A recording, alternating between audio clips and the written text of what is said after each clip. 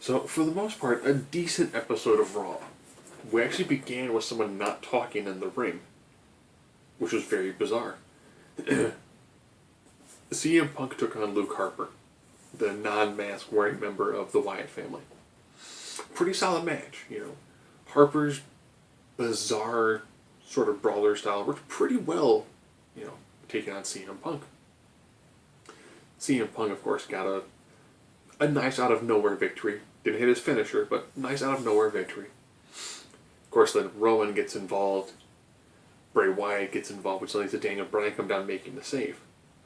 You know, solid match. Good way to open Raw. They also had a match where Del Rio took on Kofi Kingston. These two guys put on a really solid match. Great moves, great back and forth.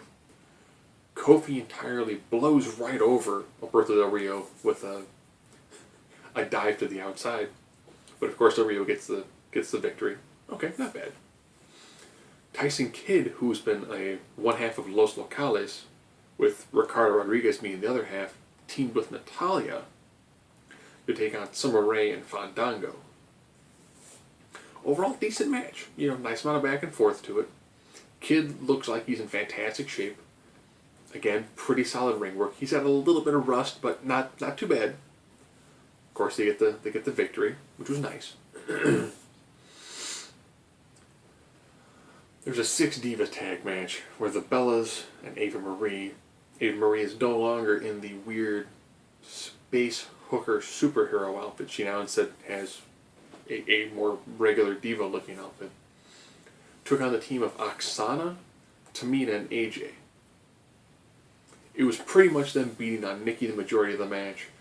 Brie came in, got on a couple of moves. Tamina missed the splash. And then there was the roll-up by Ava Marie. An awkward-looking roll-up where the camera kind of had to pan away because it didn't look quite right.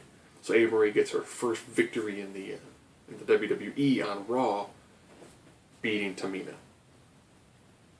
Okay. The Usos absolutely destroyed 3MB, which is the way it should happen. Ryback took on the Great Khali, beat him with a meat-hook clothesline. Not a bad match. The post-match beatdown, where he beat down Santina Marella as well as Hornswoggle, was decent, worked fairly well. They did a rematch from SmackDown where the Rhodes Dynasty and John Cena, after John Cena cut a super impassioned speech about the defeating of breast cancer through the Susan G. Komen work. And once you cut a promo like that, you pretty much can tell that his team is easily going to win. You don't cut like a 5-minute long promo about beating cancer and then have your team lose. And they of course took on Damian Sandow and the Real Americans.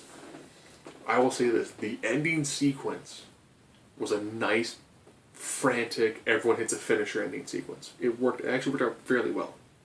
Fairly solid ending. With Goldust hitting the final cut. I forgot that was one of his finishers. Looked nice, solid work, really great match. Much better than the one on SmackDown. And the one on SmackDown was really good. There was a vote to who's going to take on Randy Orton.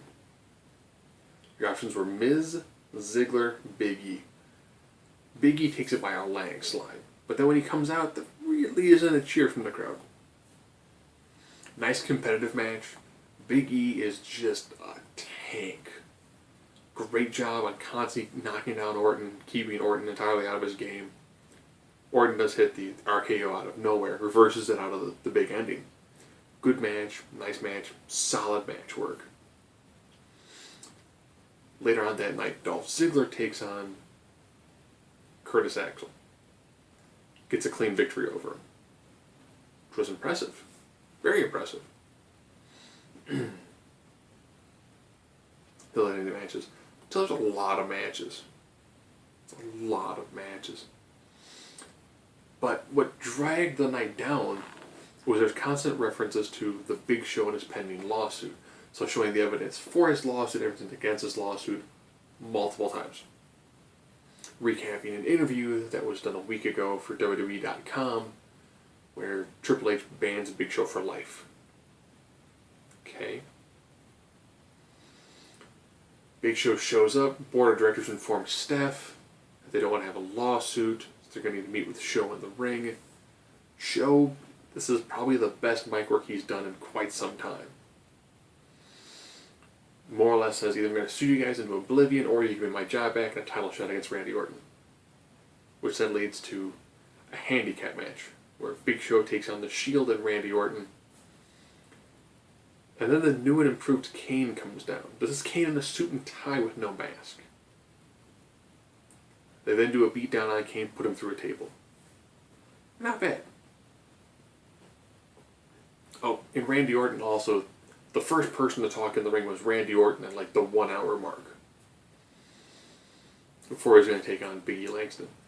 Decent promo. Definitely channeling his inner Rick Rude for it.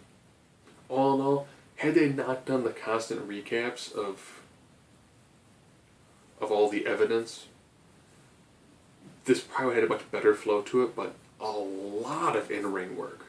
And if they could do more in-ring work like this, and maybe end with a match as opposed to end with, you know, the large massive beatdown and a 15-minute McMahon talkathon, they'll probably do much better in the ratings.